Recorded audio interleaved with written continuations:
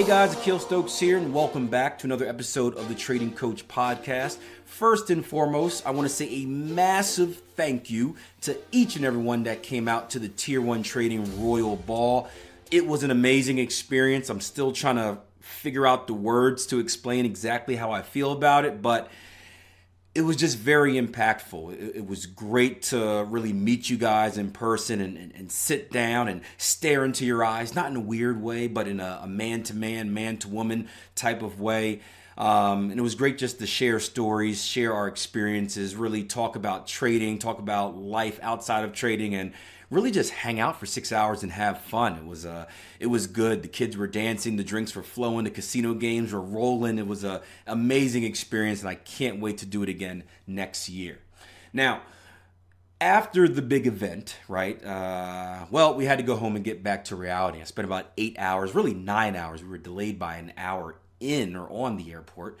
I had about 8 or 9 hours to really think about a few topics, and aside from trying to keep two kids, a 4-month-old and a 4-year-old, kind of settled on the plane, I was thinking about the training course that I'm probably going to put out next year, the Foundation Course 2.0. And I was also thinking about some of the recent conversations that I had. And I had a recent conversation with some friends of ours about really debt and renting versus buying. It was unfortunately this family had kind of a string of bad luck. They've moved about 5 times in the past 7 years, and they're continuing to rent. And when talking to them, they're trying to figure out, like, yeah, we don't really want to rent. We have a family. We'd like to buy our dream house and really do things the way we want to, but life doesn't always take you down the path the same way that you think it should be. And unfortunately, they had a lot of issues with things breaking and mold and this and that, and were forced to move. And during the conversation, right, it wasn't all kind of bad. Oh, boo-hoo, we wish we had a house, but we're renting. There was some positives, and it was, hey, well, at least we are debt-free, and that is our goal. And that's what really got me thinking about the subject. And we talked about this a few times with some of the traders and the clients that I work with, just about debt in general. And I was shocked I guess I shouldn't be shocked, but when I typed in a quick Google search just to see how many Americans were in debt, and the numbers that I kept getting back were really, really, really high. I expected to hear like, hey, 50%, 60%. And the numbers really came back 70, 80% of people are dying in debt. Now, take those numbers for what they're worth, because that's not necessarily a negative thing. And that's what I want to talk about today. There are two types of debt, really. There's good and there's bad, and it really depends on how you use it. Now, I would assume that the majority of those 80% use it in a bad way, right? In general, we aren't really taught or educated on how to budget, how to manage money, really how to make good decisions with our money. And that's a whole conspiracy theory thing. Why would they teach us how to make good decisions? Then we're not controllable anymore. But we'll leave that for another episode, or probably scratch that episode before people that start listening and they shut me down. But the point is, not all debt is bad. And going back to the subject of renting versus buying, my business partner, my good buddy Jason Graystones, put out an excellent video on this about 7-8 months ago. You can check it on his YouTube channel. It's called Buying or Renting, What is Best? And he did some pretty decent research just with bank loans and what was the better decision. And for someone like me, obviously I have a real estate business. I'm a real estate investor. I always lean towards owning versus renting, right? If I'm going to invest my money in something, if I'm going to invest my money in something, I want to treat it like an investment. So I want to have some type of end goal. When you rent, your money's not really going towards anything, right? It goes to your landlord and then it goes away. At least when you own, your money goes towards something, or at least you think so. And that's very important. That's something that I spoke to Jason about at the end, which kind of changed my mind.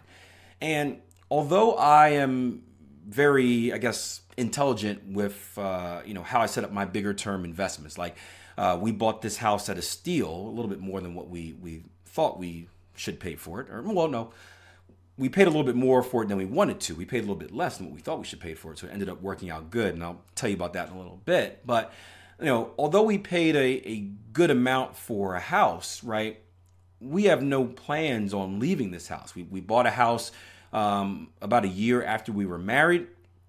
We kind of had an idea of what type of family we wanted to create as far as the max amount of children. And we made sure to put ourselves in a position where we would never have to leave, right? Aside from any type of like disaster, right? So we can invest in this house and hold it for the future and really start to see the dividends on that investment. But I wish I had the numbers in front of me. But in reality is most people, I believe the number is, they don't stay in their house when they buy it for more than 6 years. And if you're going to take on debt to buy a house, to have a mortgage and whatnot, and you're going to move in 6 years, which is not nearly enough time for you to really gain any serious equity in a house, you're just wasting money. And you know what? You might as well rent, because if you're renting, your money's not going anywhere, but you're typically paying a cheaper price, right? Renting versus a mortgage. You also don't have to worry about the around the house issues, right? It's funny, as soon as you guys that are homeowners out there, you know exactly what I'm talking about. As soon as you sign on the dotted line, or the 32 dotted lines you have to sign on, it seems that each signature becomes really a point on your to-do list, right? You're all giddy, you sign it, you open up, it has that new house smell because it's all taken care of when they're selling it to you. And then you get inside, and like a week later, you've got like a Santa Claus type list of things that need to be done. And that list just keeps getting bigger and bigger, right? As soon as you mark one thing off, something else goes, right? We had 2 mold problems in the basement, which is costing thousands and thousands of dollars. We had to have a new roof. We had water heater. We had this, I forgot the natural gas in Pennsylvania that comes up in our basements. Radon. We had all that stuff. And it's just like, man, this house is putting us into more and more debt. Well, guess what? If you're a renter, you don't have to worry about that. You call up Mr. Landlord. And how do I know this? Because I used to be Mr. Landlord, and they fix it for you. So in reality, you may end up spending less money short-term renting than you would buying. Now, the question is, well, Akil, why does it matter short-term versus long-term, right? Yes, most people don't live in their house, I think, more than 6 years. What about the people that do? Well, I think it all depends on what is your ultimate goal.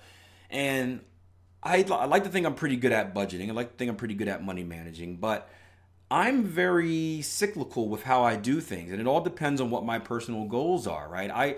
I typically go 100% either getting out of debt or trying to get out of as much debt as possible, or I go into 100% going into debt in order to position myself to make the next big investment. And what I mean by that is this, right? So, for example, right?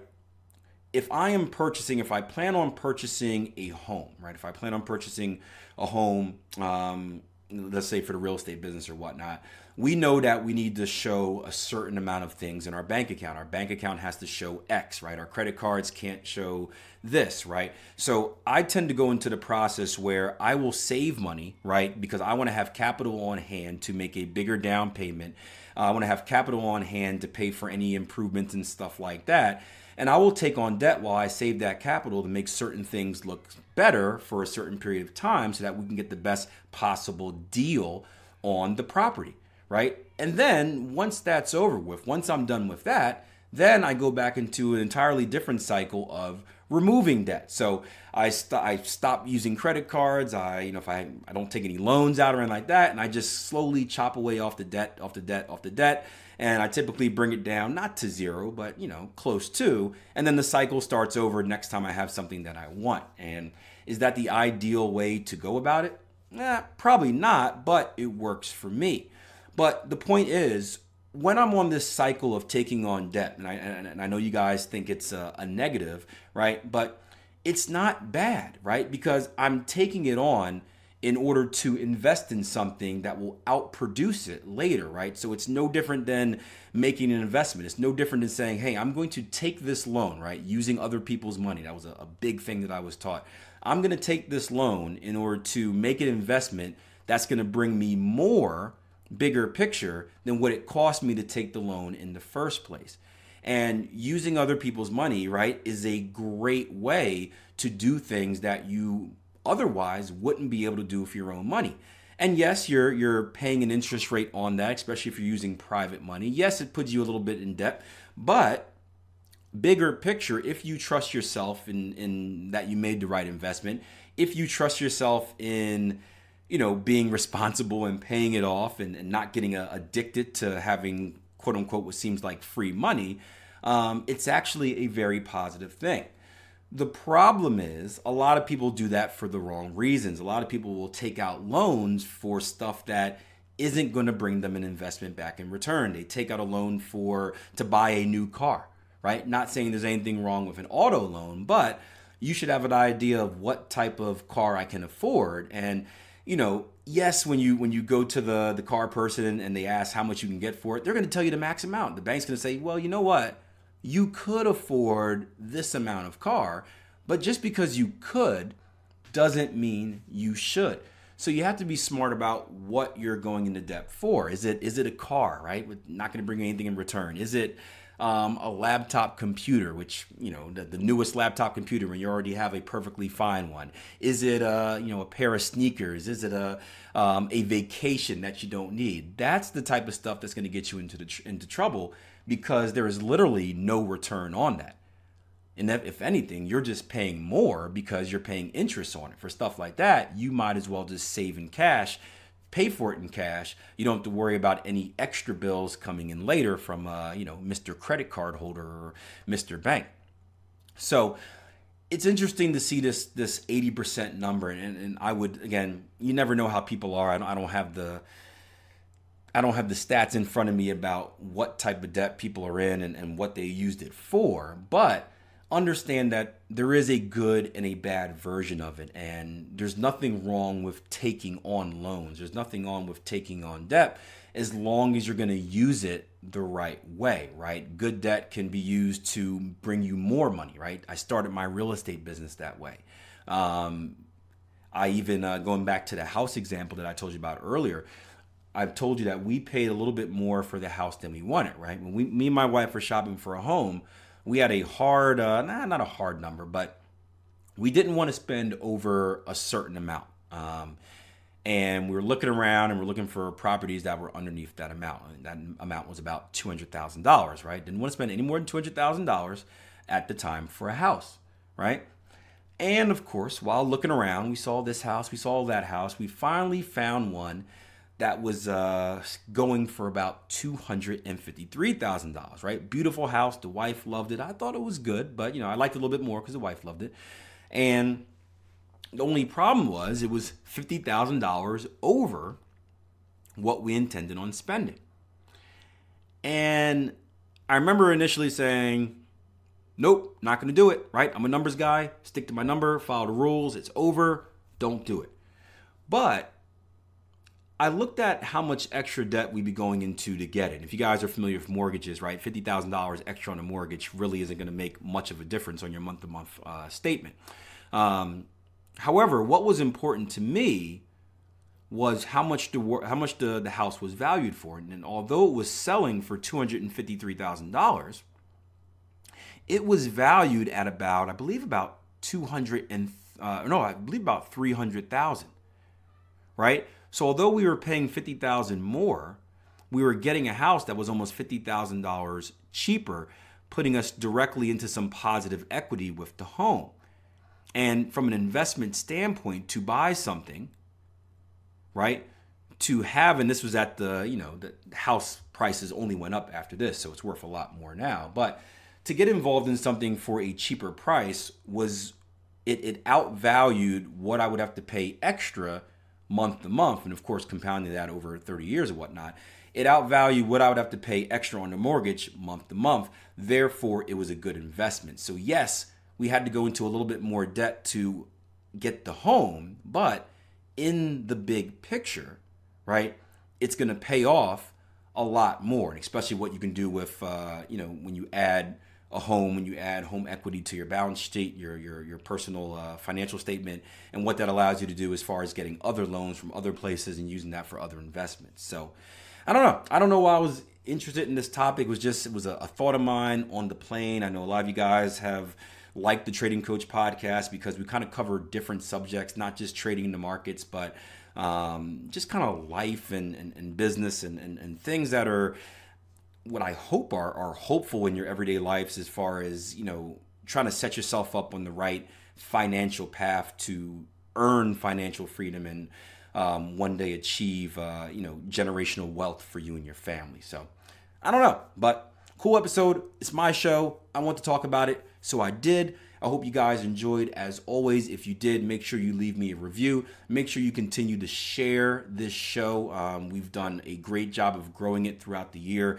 We've recently been recognized as the 5th best trading podcast. I should say it like this: number 5 must listen Forex Trading Podcast by FeedSpot, which is a place that kind of looks at blogs and looks at stuff all over social media and shows you what is popular. So that's pretty cool, and that's all because of you guys. So keep it up. I'll see you guys in the next episode. Until then, plan your trade your plan. Take care.